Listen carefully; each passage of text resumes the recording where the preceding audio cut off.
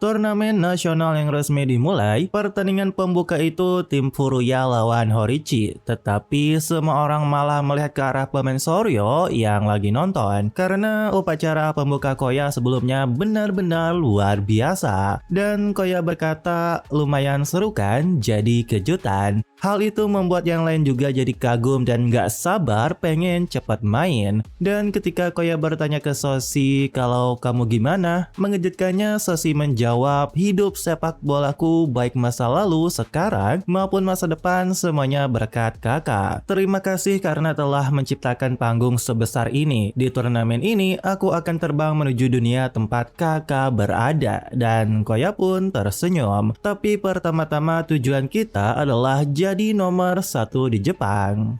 Dan ternyata babak pertama berakhir dengan skor 0-0. Pertarungan yang sengit. Asai pun bilang, bagi tim sekelas Furuya, laga pertama itu selalu sulit. Kita juga harus siap mental. Soalnya lawan Soryo itu kandidat kuat juara, kita harus kasih penampilan terbaik. Dan lagi, Wasimi katanya punya pemain generasi emas. Semuanya pun bertanya soal pemain itu ke Koya, tapi Koya menjawab kalau harus dijelasin dengan satu kata sih, mungkin dia bodoh. Semuanya jadi bingung, tapi ya Koya emang bilang beneran bodoh aja. Nah, di luar stadion, Soshi dan Fuji jalan keluar dan membicarakan lawan mereka besok dari generasi emas. Lalu Fuji berkata ke Soshi, kalau kamu bisa bersaing setara dengan generasi emas itu dan tampil gemilang di turnamen ini, aku rasa bukan hal mustahil kalau nantinya kamu juga akan disebut sebagai dari generasi emas. Tapi Fuji menarik perkataannya, kalau Soshi sih aku yakin bisa sampai ke sana. Soshi hanya diam terkejut dan alasan Fuji ngomong gitu karena sampai kapanpun Fuji akan tetap jadi penggemar terbesar Soshi. Tetapi tiba-tiba banget si Torumari nongol dari gundukan salju karena mendengar nama Soshi. Tentu saja Soshi dan Fuji kaget dan gak tahu siapa orang itu. Dan ketika Fuji melihat jaketnya dari tim Wasimi, dia pun bertanya, jangan-jangan kamu adalah Torumari, salah satu dari generasi emas. Soshi seketika terkejut dan bingung dan si Torumari tersenyum dan berkata bahwa Soshi nggak mirip banget, apalagi sepak bolamu juga. Soshi agak kesal dan gak yakin orang ini dari generasi emas karena yang dibilang Koya si Toru ini idiot banget kayak bocah. Soshi pun ngajak Fuji pergi, namun Torumari malah terus ngikutin bahkan sampai ke toilet. Kelakuannya beneran kayak bocah, apalagi terus ngajak Soshi main bareng dan terus ngatain Soshi nggak mirip Koya. Lalu lucunya Soshi kayaknya nggak tahan dan memilih buat kabur sekuat tenaga sambil berpikir orang sebodoh itu pasti bukan dari generasi emas. Akan tetapi yang mengejutkannya, Torumari tersenyum dan dalam sekejap dia langsung menyusul Soshi, bahkan beneran langsung di hadapannya. Lalu dia berkata ke Soshi pakai bahasa Portugis, tatapan matanya sangat mirip dengan Koya. Nah, balik lagi Koya bilang Torumari emang beneran bodoh, tapi saat bermain pria itu lebih cepat dari Soshi dan Torumari dipanggil dengan nama Torven, sosok yang ditakuti oleh banyak orang. Nah, keesokan harinya adalah pertandingan mereka berdua, di mana terlihat ada bapak-bapak bernama Yamamura 54 tahun yang tak pernah absen datang ke stadion selama 30 tahun menyaksikan berbagai kisah dramatis. Tapi dia belum pernah melihat pertandingan babak pertama semeriah ini sebelumnya, karena pertandingan hari ini paling ditunggu harta nasional Jepang Hidaka Koya melawan rivalnya Torumari. Pertarungan sesama generasi emas, aku pastikan turnamen kali ini pasti jadi yang terbaik sepanjang sejarah. Akan tetapi lucunya ternyata dia salah kursi karena itu milik Tokura dan Inokari yang baru datang. Dan di tanggal 29 Desember dalam kejuaraan nasional babak pertama Soryo melawan Wasimi, kedua tim sudah memasuki lapangan. Yang mengejutkannya suara gemuruh teriakan penonton terjadi. Hal itu membuat Soshi nggak berhenti gemetar. Jadi inilah panggung nasional. Koya melihat Soshi, dia hanya tersenyum lalu langsung fokus dan serius. Tentu saja ada orang tuanya dan sohib Soshi datang dan ada SMA Mei dan Kinu juga nonton. Kedua tim sudah berbaris dan diperkenalkan semua pemain dari masing-masing tim. Yang uniknya Kurokawa tidak jadi starting dan Sendosan langsung main. Dan ketika mulai bersalaman, Kapten Izumi langsung berkata ke Osaki, "Kau nggak lupakan waktu di undian?" Osaki terlihat bodoh amat gitu dan menjawab, "Aku nggak ingat." Dan lucunya, hal itu membuat Izumi langsung kesel banget. Tapi yang paling uniknya pas Soshi salaman dengan Torumari, Soshi menarik tangan Toru dan berkata dalam bahasa Portugis, "Kemampuanku mirip dengan kakakku." Hal itu membuat Koya dan Toru kaget, namun Torumari tersenyum dan berkata sangat seram, "Gak mirip sama sekali." Dan mereka pun langsung pergi. Di sisi lain ada pemain Washimi bernama Tamaru gemetaran karena gugup. "Apa aku pantas main di sini?" Lalu sempainya kelas 3 bernama Donoe malah berkata, "Kau yang mainnya payah bisa di sini aja udah keajaiban." Setelah itu ada orang yang kayak narsis berkata, "Hari ini cuacanya cerah sama kayak kepribadianku. Matahari pasti ada di pihak kita." Namun Donoe bilang meskipun matahari nggak berpihak sama kita, itu nggak masalah. Selama dua orang itu ada, yaitu Oshiki dan Torumari, tim Washimi kita tak terkalahkan. Di sisi Soryo, mereka berkumpul dan Izumi mengingatkan untuk fokus. Lawan pakai formasi 3 back, perhatikan penjagaan kalian masing-masing. Ini laga pembuka yang penting, kita langsung tancap gas dari awal dan mereka pun teriak untuk semangat. Dan pertandingan Soryo melawan Washimi akhirnya peluit kick off dimulai. Nah, pelatih Washimi bernama Osaki Jin berpikir kekuatan serangan Soryo berada di kelas teratas nasional. Kalau dibandingkan dengan tim kami pun mereka tidak kalah. Tetapi yang uniknya ternyata Soryo membuka pertandingan langsung mengoper kepada kiper mereka. Hal itu membuat Yosukura kesal dan langsung pengen ngerebut bola dari Soki. Akan tetapi, pelatih Washimi dan Osaki seperti sadar yang dimana Soki langsung melakukan long ball ke arah sayap ke Soshi. Bahkan pelatih Miko tersenyum dan berkata, "Pertandingan pertama di turnamen nasional babak pembuka dengan kekuatan penuh, kami akan menyerang habis-habisan."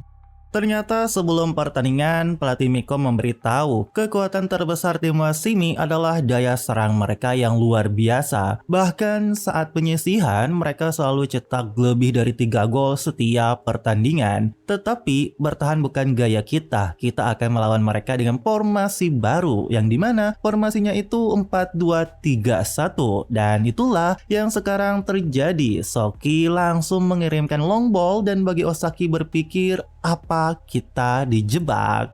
Nah, bola yang berada di Soshi sekarang, semua penonton heboh karena dia sudah terkenal soal melewati 6 orang di final kemarin. Bahkan Kurokawa dan yang lain pun gak percaya sorakan bukan buat Koya, tapi buat Soshi. Dan ketika Soshi menghadapi satu pemain lawan dengan gerakan sangat cepat, dia melewati dengan mudah. Bahkan orang yang dilewati shock karena dia sudah analisa dan lihat video Soshi menembus 6 orang. Tapi rasanya tetap beda banget saat menghadapi langsung. Nah, Soshi yang terus membawa bola, ada Ichimura yang sudah siap buat menerima umpan Soshi dengan peluang terbuka. Akan tetapi sangat gokil dan badas, tiba-tiba jauh di belakang Soshi, Torumari dengan lari kilatnya berhasil menyusul Soshi. Bahkan Soshi pun shock terkejut. Dan gilanya, Torumari menyapa Soshi dengan ekspresi badasnya. Tentu saja semua yang lihat terkejut karena Toru berhasil nyusul bahkan merebut bola dari Soshi. Dan itulah kecepatan Torvan Torumari. Tetapi entah kenapa pelatih Miko tidak terkejut sama sekali. Dia berkata, "Lebih cepat dari yang kupikirkan. Jangan panik, kau pasti sudah tahu kan hal seperti ini." Karena sesaat Torumari merebut bola dari Soshi, ada Sasori dan Koya langsung di hadapan Torumari dan mereka bertiga mengepungnya. Dan ternyata itu adalah gegenpress. Pelatih Wasimi pun sadar Soryo menyiapkan dua lapis strategi, tekanan penuh dan counter palsu. Lalu pelatih Miko bilang formasi Wasimi itu 3-4-2-1. Mereka memberi kebebasan di sisi sayap untuk memaksimalkan kemampuan Torumari sebagai wingback. Tetapi justru itu membuatnya mudah terisolasi dan direbut. Karena masa keemasan strategi itu sangat terkenal di dunia, maka langkah antisipasinya jadi lebih mudah dilakukan.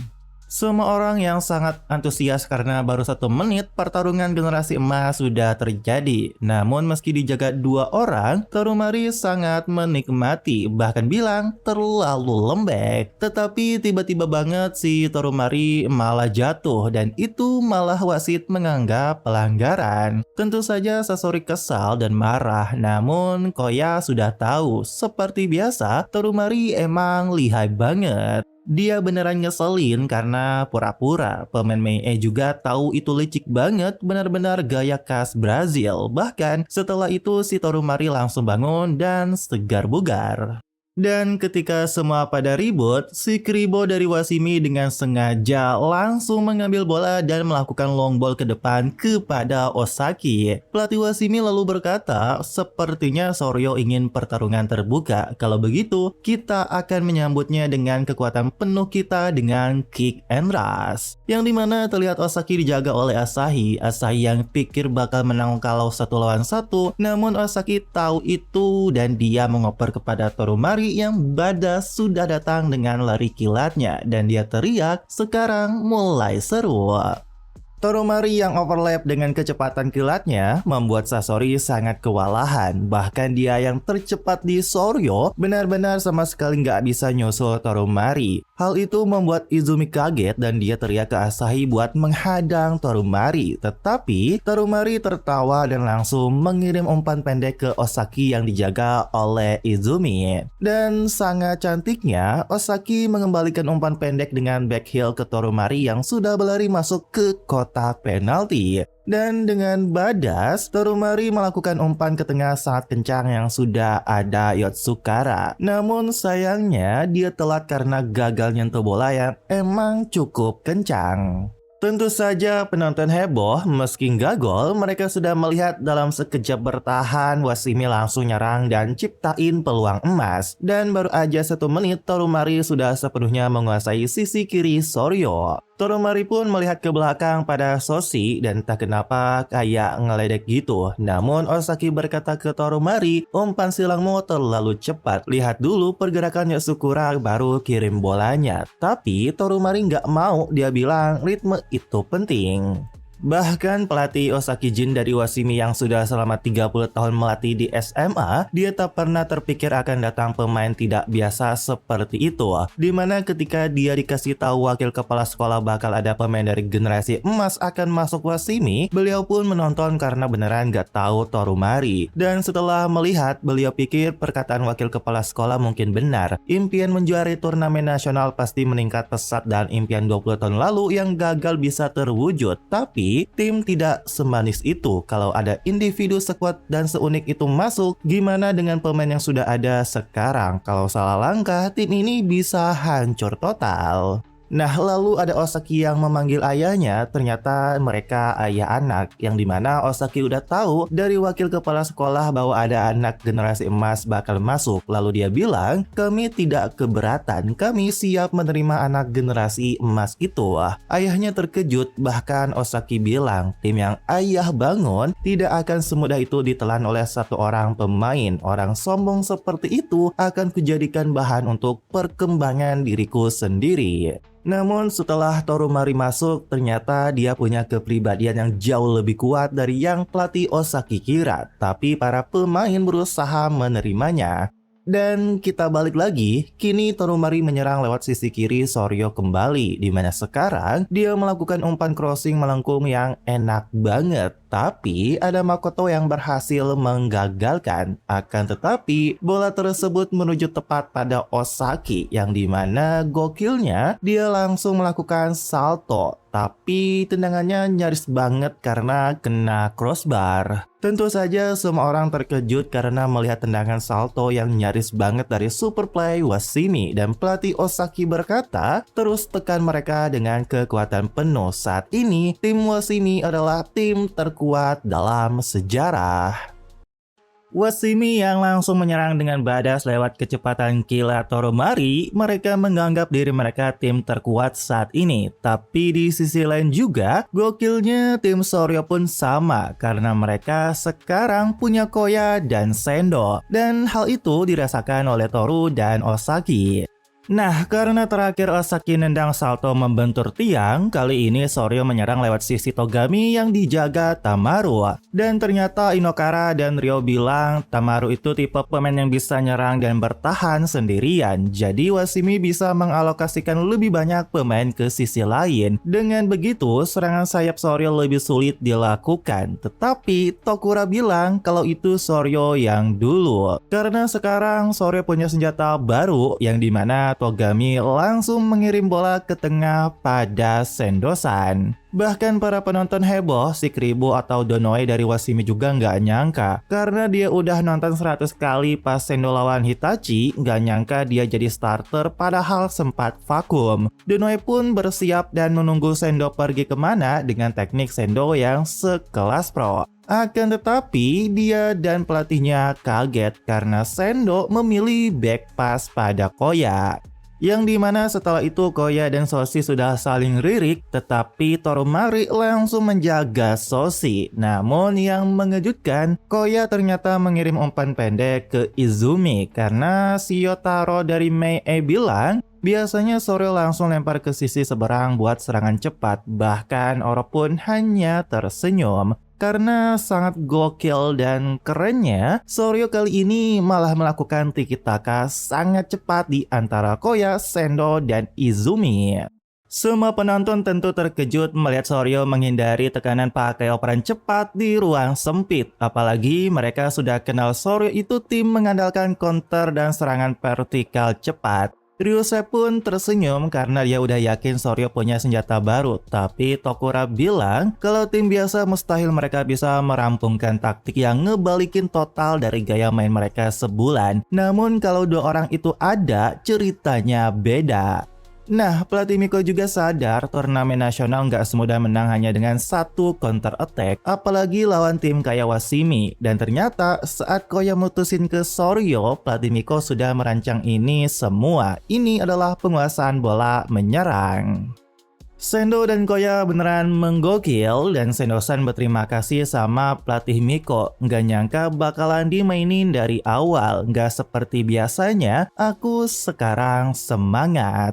Yang dimana Sendo-san terlihat ingin langsung nendang di tengah lapangan, akan tetapi di saat itu pula tiba-tiba Ichimura bergerak dan dengan sangat elegan umpan terobosan Sendo berhasil mulus menuju Ichimura yang terbebas dari offside.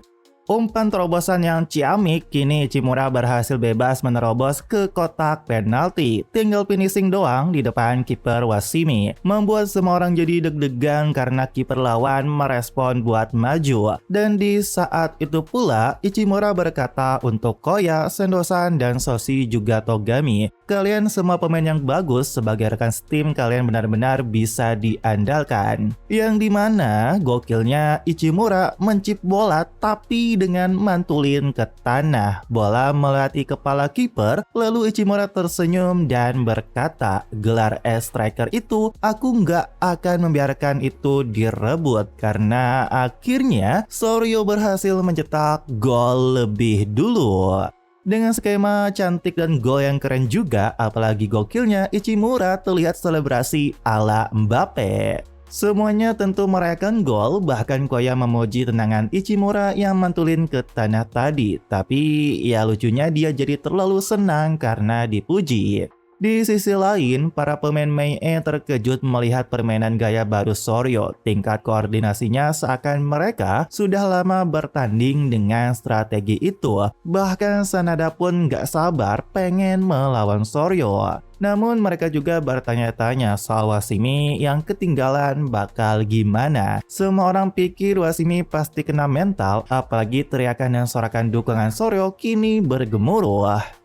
Nah, setelah semua itu, pertandingan dimulai kembali dengan Soryo yang langsung melakukan high press. Mereka beneran lari ngejar bola di pertahanan Wasimi, tetapi pas si Kribo bawa bola dan Ichimura melakukan pressing, si Kribo tiba-tiba tersenyum dan langsung dengan gokil berputar menghindari Ichimura. Si Kribo kayak sengaja dan malah ngeledek. Kebobolan 1 gol itu hal biasa buat kami. Kalau dipukul, kami bakal mukul balik. Itulah sepak bolanya Wasimi. Yang dimana Donoe setelah itu langsung melakukan long ball ke arah sayap Torumari. Tetapi ini terlihat ada Soshi dan Sasori yang langsung menjepit dari kedua arah. Namun sangat gokil dan elegan, Torumari melakukan sentuhan di udara dengan kaki bagian luarnya. Bahkan membuat Soshi dan Sasori kaget karena Torumari beneran lolos dengan itu. Kontrol bola yang gokil dari Torumari, dan sekarang Toru ada di sayap pertahanan Soryo kembali. Di kotak penalti sudah ada Yosukura dijaga Mikoto, lalu Toru sambil melet, dia malah melakukan cutback lambung jauh di depan kotak penalti, yang dimana ternyata sudah ada Osaki yang langsung menyambut bola.